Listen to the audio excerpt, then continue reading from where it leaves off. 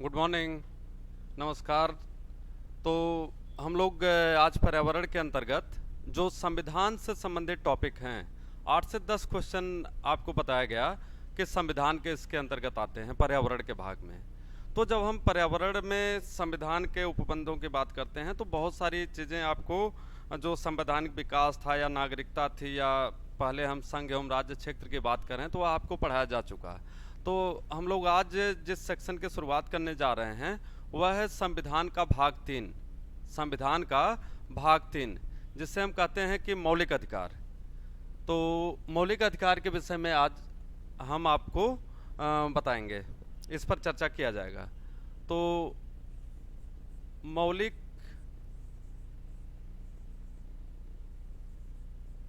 अधिकार जिसे हम कहते हैं फंडामेंटल राइट।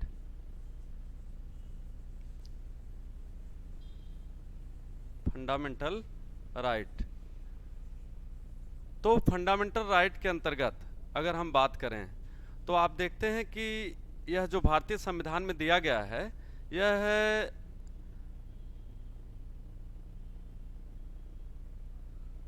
जो है अनुच्छेद 12 से 35 तक दिया गया है मौलिक अधिकार जो है, और ये इसे क्या कहा जाता है, भाग 3। भाग 3। तो इस भाग 3 में जो मौलिक अधिकार दिया गया है, इस मौलिक अधिकार की शुरुआत कहाँ से होती है? तो हम सबसे पहले आपको कुछ पीछे की बातें बताना चाहेंगे कि अगर हम देखें तो अमेरिका में बिल ऑफ राइट्स, जिसे हम कहते हैं कि अधिकारों का घोषणा पत्र, अमेरिका में बिल ऑफ राइट्स या जिसे कहा जाता है अधिकारों का घोषणा पत्र, तो वहाँ पर सर्वप्रथम मौलिक अधिकारों को लेकर के चर्चा होती है। भारतीय संविधान के अधीन अगर हम बात करें तो यहाँ पर सर्वप्रथम चर्चा भारत के इतिहास में अगर हम बात करें तो वह नेहरू रिपोर्ट जिसे हम मोतीलाल नेहरू रिपोर्ट के नाम से भी जानते हैं, तो कहा जाता है नेहरू रिपोर्ट। नेहरू रिपोर्ट। तो नेहरू रिपोर्ट कब आती है? 1928 में। तो 1928 में नेहरू रिपोर्ट के अंतर्गत सर्वप्रथम ब्रिटिश साम्राज्य से भारतीयों के लिए मौलिक अधिकारों की मांग की गई। ठीक है, यह लाइन एकदम याद रखेगा। पूछा जाता है प्रश्न में कि सर्वप्रथम मौलिक अधिकार भारतीय इतिहास में किस समय मांग की गई, तो इसका सबसे जो फेमस आंसर है, सबसे चर्चित जो आंसर है, तो उसमें ऑप्शन आपको दिया रहेगा नेहरू रिपोर्ट 1928 के अंतर्गत। तो इस नेहरू रिपोर्ट 1928 में हमने कहा कि यह मोतीलाल नेहरू इसके अध्यक्ष थे। कौन अध्यक्ष थे? अध्यक्षता इस कमेटी की थी मोतीलाल नेहरू ने। मोतीलाल नेहरू ने अध्यक्षता की थी। तो यहाँ पर जब उन्होंने इसमें मौलिक अधिकारों की बात की तो उन्होंने ब्रिटिश साम्राज्य से मौलिक अधिकार की मांग की। इसके बाद हम संविधान सभा की बात करते हैं। तो संविधान सभा के अंतर्गत अगर हम देखते हैं तो संविधान सभा में एक मौलिक अधिकार समिति बनती है। मौलिक अधिकार समिति संविधान सभा के अंतर्गत। और इस समिति का अध्यक्ष कौन था? इस समिति का अध्यक्ष सरदार वल्लभ भाई पटेल। वल्लभ भाई पटेल वह मौलिक अधिकार समिति के अध्यक्ष थे। तो यहीं पर आप यह भी याद कर लीजिए कि अल्पसंख्यक अधिकार समिति के अध्यक्ष कौन थे। अल्पसंख्यक अधिकार समिति के अध्यक्ष कौन थे? तो अगर हम बात करें तो अल्पसंख्यक अधिकार समिति के अध्यक्ष भी सरदार वल्लभ भाई पटेल थे। अल्पसंख्यक अधिकार समिति के भी अध्यक्ष कौन थे? सरदार वल्लभ भाई पटेल। तो सरदार वल्लभ भाई पटेल के अंडर में या उनके देखरेख में, उनके सुपरविजन में जब फंडामेंटल राइट्स कमेटी बनती है तो उस कमेटी ने भारतीयों के लिए कितने मौलिक अधिकारों का उपबंध किया, कितने मौलिक अधिकारों का वर्णन किया भारतीय संविधान के अधीन। तो यहाँ पर हम लोग ये सीधा सीधा देख सकते हैं कि 7 मौलिक अधिकार मूल भारतीय संविधान में, मूल भारतीय संविधान में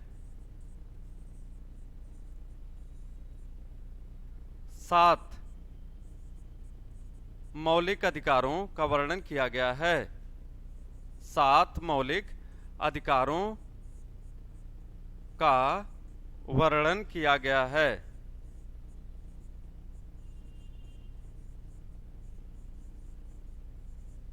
सात कहने का मतलब, जब 26 जनवरी 1950 को भारत एक गणतंत्र के रूप में अपना पहला गणतंत्र दिवस मना रहा होता है, उसी दिन हम कहीं न कहीं यह मानते हैं कि हमारा जो भारतीय संविधान है वह किस तारीख को लागू होता है। तो इसका भी आंसर है 26 जनवरी 1950 को। 26 जनवरी 1950 was the day on which Indian Constitution was executed। भारतीय संविधान को लागू किया गया। तो यह चीज जो है आपको याद रखनी है।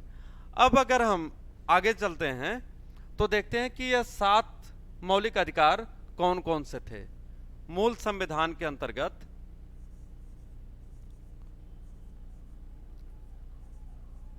मूल संविधान के अंतर्गत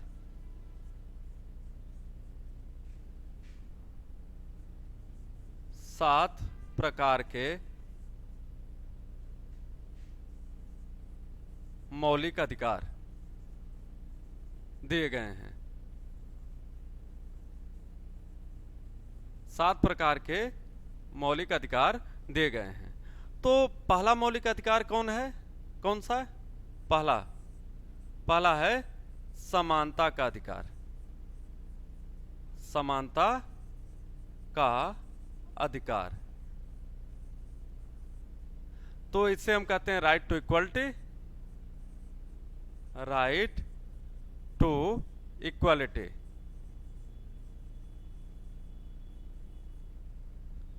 राइट टू इक्वलिटी, समानता का अधिकार। और यह है अनुच्छेद 14 से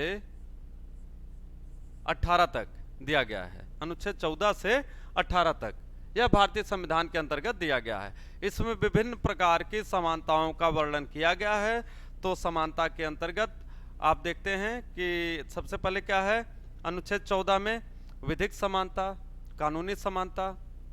दूसरे में क्या दिया गया है, 15 में सामाजिक समानता की बात की गई है। अनुच्छेद 16 में आर्थिक समानता की बात की गई है। अनुच्छेद 17 में अस्पृश्यता का अंत, या हम यह कह सकते हैं कि छुआछूत का अंत, एबोलिशन ऑफ अनटचेबिलिटी का उपबंध किया गया है। और इसके बाद अनुच्छेद 18 में उपाधियों का अंत, अनुच्छेद 18 में उपाधियों का अंत। तो यह एक समरी जो है, एक सारांश के तौर पर अगर हम बात करें तो वह यहां पर दिया गया है। ठीक है। इसके बाद दूसरा अधिकार जो है वह क्या दिया गया है, तो दूसरे में हम देखते हैं स्वतंत्रता का अधिकार। स्वतंत्रता का अधिकार, right to freedom, right to freedom. यह है अनुच्छेद 19 से 22 तक दिया गया है। अनुच्छेद 19 से 22 तक दिया गया है। ठीक है। इसके बाद अगर हम तीसरा, इसमें कई प्रकार की स्वतंत्रता का वर्णन किया गया है। विभिन्न प्रकार के स्वतंत्रताओं का उपबंध इस अनुच्छेद के अंतर्गत किया गया है। तीसरा अगर हम देखते हैं तो तीसरे में कौन से स्वतंत्रता का, तो इसमें कह रहा है कि शोषण के विरुद्ध अधिकार। शोषण के विरुद्ध अधिकार, यह है अनुच्छेद 23 से 24 के अंतर्गत दिया गया है, अनुच्छेद 23 से 24 के अंतर्गत दिया गया है। ठीक है, तो इस प्रकार से यह तीसरा जो मौलिक अधिकार आपके पास है वह है शोषण के विरुद्ध अधिकार, जिसे इंग्लिश में कहा जाता है right against exploitation. Right against exploitation, right against exploitation, यह आपका दिया गया है। चौथा अगर हम बात करते हैं तो धार्मिक स्वतंत्रता का अधिकार है। धार्मिक स्वतंत्रता का अधिकार,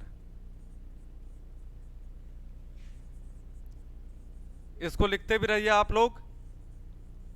धार्मिक स्वतंत्रता का अधिकार, धार्मिक स्वतंत्रता का अधिकार, धार्मिक स्वतंत्रता का अधिकार अगर हम देखें जिसे कहा जाता है right to religious freedom, right to religious freedom, धार्मिक स्वतंत्रता का अधिकार। तो यह है अनुच्छेद 25 से 28 के अंतर्गत दिया गया है। अनुच्छेद 25 से लेकर के 28 तक इसका वर्णन किया गया है। ठीक, पांचवा अगर हम बात करें तो कौन सा अधिकार है? यह है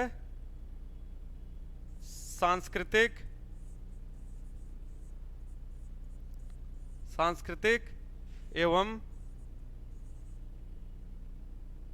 शैक्षणिक अधिकार, शैक्षणिक अधिकार जिसे कहा जाता है कल्चरल एंड एजुकेशनल राइट्स। यह आर्टिकल अनुच्छेद 29-30 में दिया गया है, 29 से 30 तक दिया गया है यह आपका। ठीक है, अनुच्छेद 29 से 30 के अंतर्गत सांस्कृतिक एवं शैक्षणिक अधिकार आपको दिया गया है जो भारत के नागरिक हैं। इसके बाद अगर हम बात करते हैं छठा, तो हम मूल संविधान की बात यहां पर कर रहे हैं। मूल संविधान के अंतर्गत इस लाइन को आप ध्यान दीजिएगा। ठीक है, हमने कहा कि हम मूल संविधान की बात कर रहे हैं, तो मूल संविधान की अगर हम बात कर रहे हैं तो इसके अंतर्गत कितने मौलिक अधिकार दिए गए हैं? 7 प्रकार के। ठीक है, इस चीज को आपको ध्यान देना है। फिर इसके बाद अगर हम आगे चलते हैं छठा, तो छठा मौलिक अधिकार आपका कौन सा है? तो छठा मौलिक अधिकार सीधा सीधा कहता है कि संपत्ति का अधिकार, संपत्ति का अधिकार। संपत्ति का अधिकार यह है अनुच्छेद 31 के अंतर्गत दिया गया है। अनुच्छेद 31 के अंतर्गत दिया गया है। तो यह जो संपत्ति का अधिकार दिया गया है यह वर्तमान में भारतीय संविधान में मौलिक अधिकार के रूप में वर्णित नहीं है। कारण क्या है इसका? कि इसे 44वें संविधान संशोधन के द्वारा 44th कॉन्स्टिट्यूशनल अमेंडमेंट के द्वारा 1978 में इसे मौलिक अधिकारों की सूची से डिलीट कर दिया गया, बाहर कर दिया गया।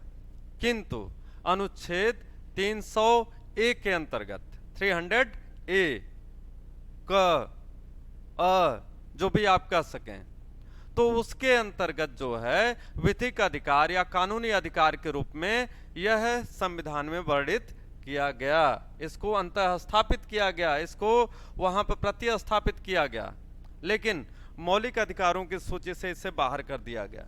तो जब इसको डिलीट कर दिया गया, अनुच्छेद 31 को इसे डिलीट कर दिया गया, और हमने कहा कि इसे कहां पर स्थापित किया गया? अनुच्छेद 300A के अंतर्गत विधिक अधिकार अथवा कानूनी अधिकार के रूप में यहां पर प्रतिस्थापित किया गया है। ठीक है, तो यह छठा मौलिक अधिकार था जैसे हमने कहा कि संपत्ति का अधिकार था। और 7वां जो मौलिक अधिकार है यह है संवैधानिक उपचारों का अधिकार। संवैधानिक उपचारों का अधिकार,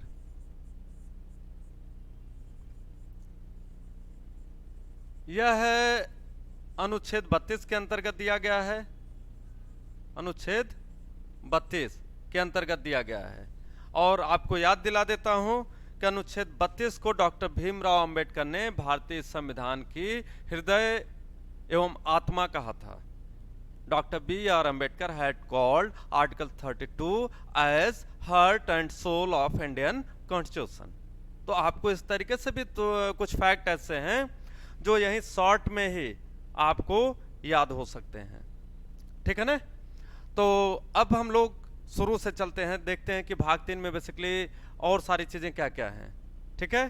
तो आगे जब हम देखते हैं तो यहां पर देखिए हमने कहा कि अनुच्छेद 12 से लेकर के और 35 तक यह मौलिक अधिकार दिया गया है। अनुच्छेद 12 से लेकर के और 35 तक, तो इस चीज को याद रखते हुए अनुच्छेद 12 से लेकर के 35 तक जो है यह मौलिक अधिकार दिया गया है। मौलिक अधिकार, ठीक। और यह भाग 3 में है, भाग 3 में है।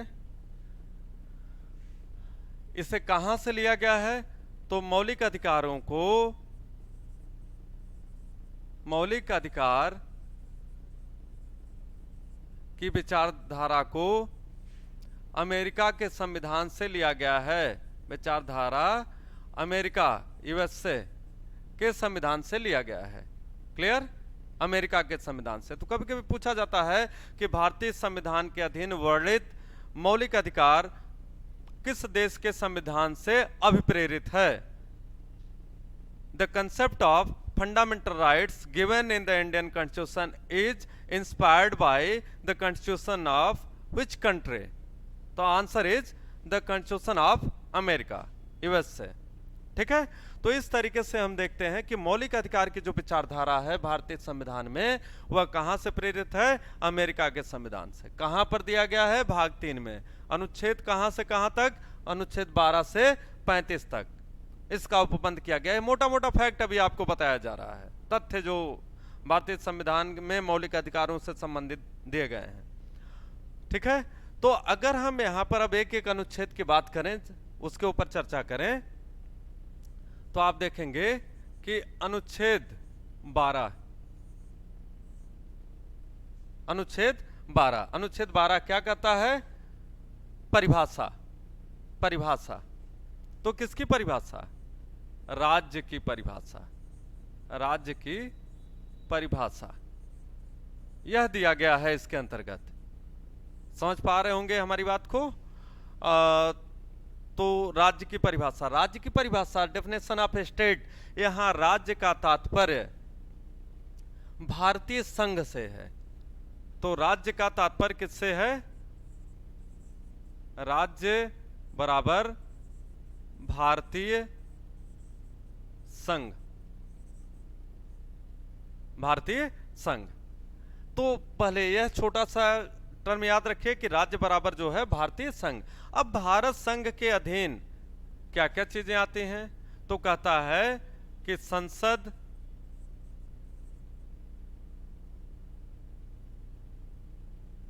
जिसे हम विधायिका कहते हैं,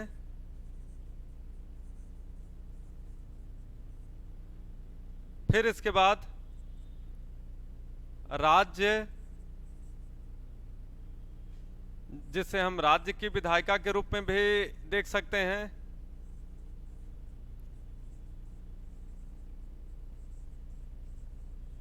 इस राज्य को हम किस रूप में देखते हैं? प्रांत, प्रोविंसेस।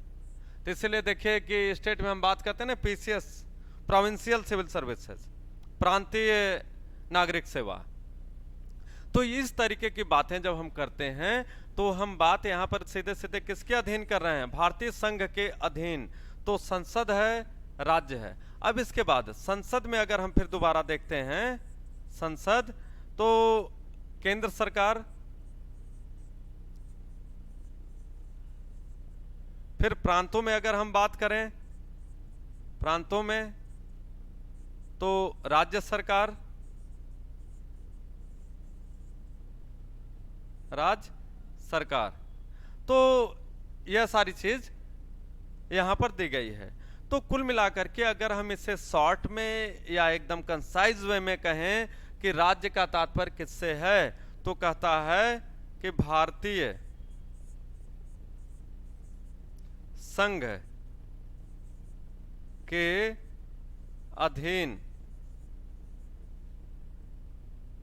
भारतीय संघ के अधीन वह समस्त क्षेत्र, वह है समस्त क्षेत्र जिसमें भारत की संसद, भारत की संसद, संघ सरकार,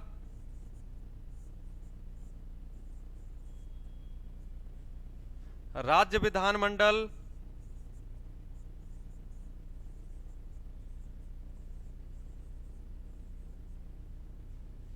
राज्य सरकार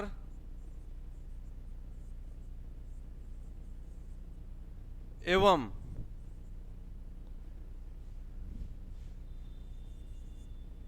अन्य सभी क्षेत्र जो भारतीय संविधान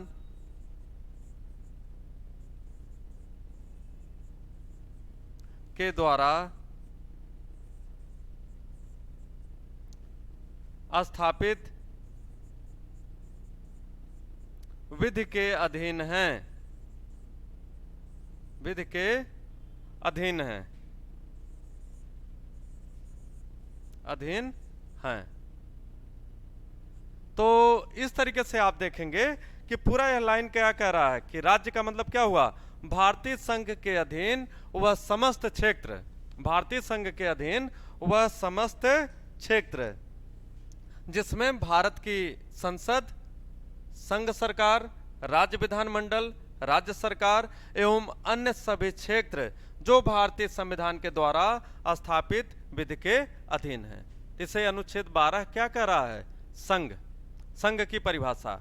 तो भारत क्या है, वास्तव में अगर हम संविधान के अधीन बात करें कि भारत क्या है, तो यह लाइन बता रही है कि यही भारत है, वह समस्त क्षेत्र जहां तक भारतीय संसद के द्वारा स्थापित विधि का नियंत्रण स्थापित है, जहां पर भारत सरकार का क्षेत्र निर्धारित होता है, जहां पर राज्य सरकार का क्षेत्र निर्धारित होता है।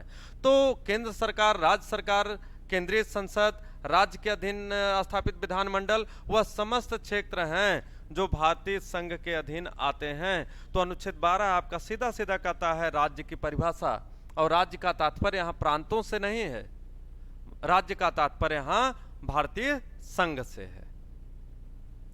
तो बात क्लियर हो रही होगी यहाँ पर, इसमें कोई संदेह नहीं है। इसलिए यहाँ शॉर्ट में देखिए एकदम आपको बताया गया कि भारतीय संघ बराबर संसद जिसमें विधायिका शामिल है, प्रांत राज्य की विधायिका शामिल है। यूपी की बात अगर हम करें, फिर कह रहा है संसद के अंतर्गत क्या शामिल, केंद्र सरकार भी इसी के अंतर्गत शामिल है, प्रांतों में राज्य सरकारें भी इसके अधीन शामिल हैं।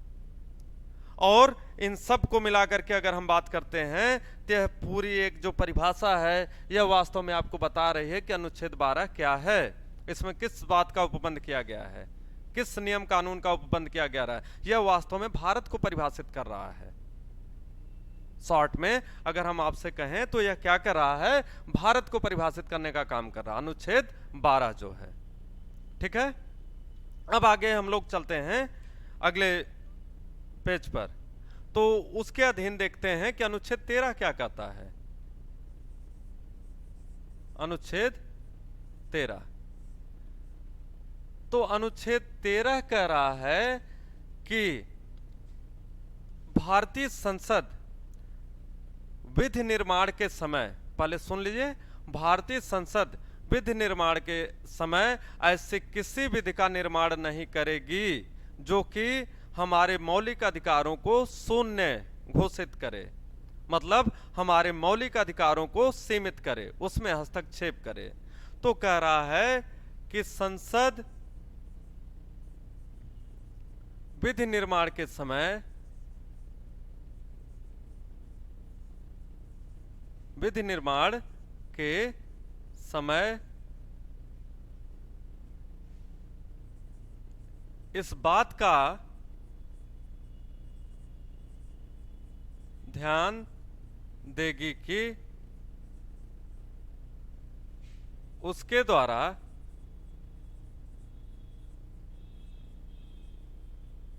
स्थापित कोई भी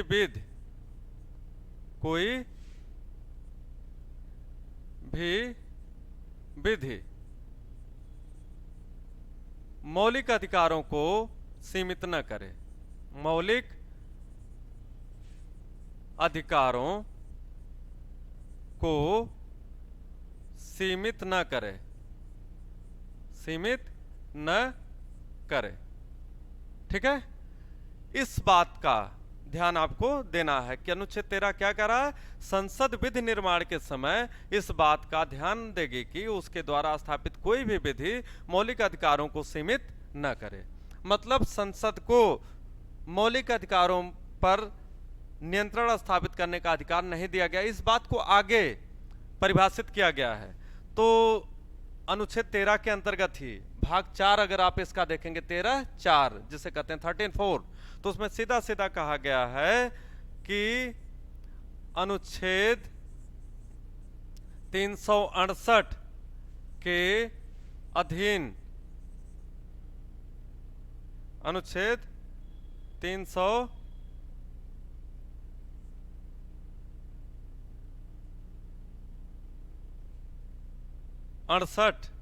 के अधीन किया गया कोई भी संशोधन वह है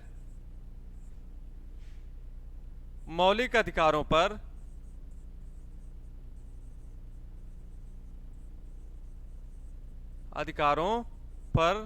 लागू नहीं होगा, लागू नहीं होगा। क्लियर? तो इसी बात को यहां और क्लियर किया हुआ है। अनुच्छेद 13 में जो बात दी गई है हेडलाइन के रूप में कि संसद विधि निर्माण के समय इस बात का ध्यान देगी कि उसके द्वारा स्थापित कोई भी विधि मौलिक अधिकारों को सीमित न करे। इसी बात को आप यहां अनुच्छेद 13(4) में देखेंगे, कह रहा है कि अनुच्छेद 368 के अधीन किया गया कोई भी संशोधन वह मौलिक अधिकारों पर लागू नहीं होगा। इस बात का ध्यान आपको देना है। तो अगर कोई भी संशोधन जो अनुच्छेद 368 के अधीन किया जाता है तो इस सीमा तक लागू नहीं होगा कि वह हमारे मौलिक अधिकारों को शून्य घोषित करे, अर्थात वह हमारे मौलिक अधिकारों को सीमित करे। ठीक है, तो अनुच्छेद 13 इस रूप में बहुत महत्वपूर्ण है और खास करके उसकी यह लाइन जो है अनुच्छेद 13(4) जिसे हम कर रहे हैं कि 368 के अधीन किया गया कोई भी संशोधन मौलिक अधिकारों पर लागू नहीं होगा। अब आप अनुच्छेद 13 पढ़ रहे हैं, यहां बात आ रही है अनुच्छेद 368 की, तो 368 क्या है? तो अनुच्छेद 368 को अगर हम नोट के रूप में देखें, नोट अनुच्छेद 368, इसमें संविधान संशोधन का उपबंध दिया गया है, संविधान संशोधन का उपबंध दिया गया है। क्लियर? तो कह रहा है कि जब संविधान संशोधन का नियम अनुच्छेद 368 के अंतर्गत दिया गया है तो क्या यह जो संविधान संशोधन का नियम 368 के अंतर्गत दिया गया है वह इस भाग पर लागू होता है अथवा नहीं? तो एक नोट और लिख लीजिए यहां पर, अनुच्छेद 368 के अंतर्गत किया गया कोई भी संशोधन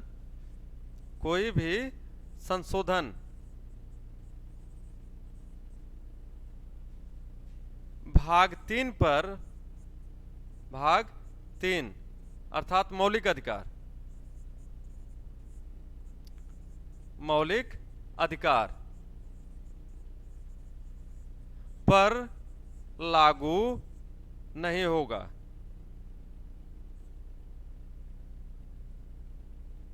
लागू नहीं होगा। ठीक है, तो यहां पर इस तथ्य को आपको ध्यान देना है। कह रहा है कि अनुच्छेद 368 जिसमें संविधान संशोधन दिया गया है, तो इसमें बड़ी क्लियर लाइन दी गई है आगे कि 13 के अंतर्गत कि अनुच्छेद 368 के अंतर्गत किया गया कोई भी संशोधन वह भाग 3 अर्थात मौलिक अधिकारों पर लागू नहीं होगा।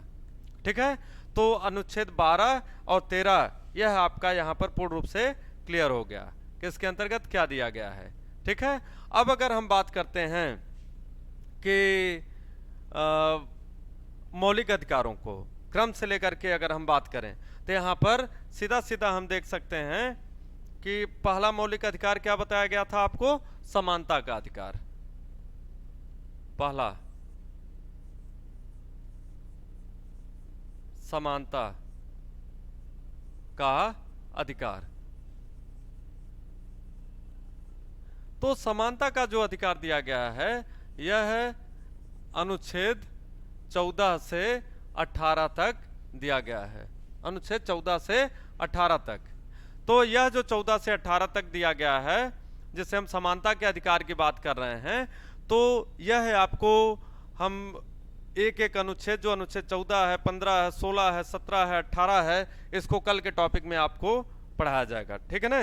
तो तब तक आप जो मोटा मोटा फैक्ट आपको बताया गया, अनुच्छेद 12 क्या है, 13 क्या है, मौलिक अधिकार कहाँ से लिया गया है, मौलिक अधिकार का कंसेप्ट हमारे देश में आया कहाँ से, कैसे आया, तो उसका उद्देश्य क्या है, किस समिति के द्वारा सबसे पहले उसकी मांग की गई भारत में, यह तमाम चीज़ें जो है आज आप मौलिक अधिकार के अधीन जाने और इस चीज़ को लर्न करते जाइएगा, उसको समझते जाइएगा, और बाकी फिर कल से हम मौलिक अधिकार डिटेल में आपको पढ़ाएंगे। Thank you so much, have a nice day.